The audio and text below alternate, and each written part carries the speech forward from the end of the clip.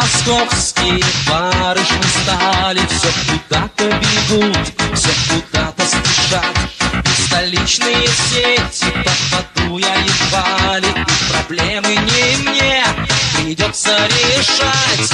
Ах, эта девушка с Урала, она свела меня с ума и на прощание сказала, что позвонит потом сама.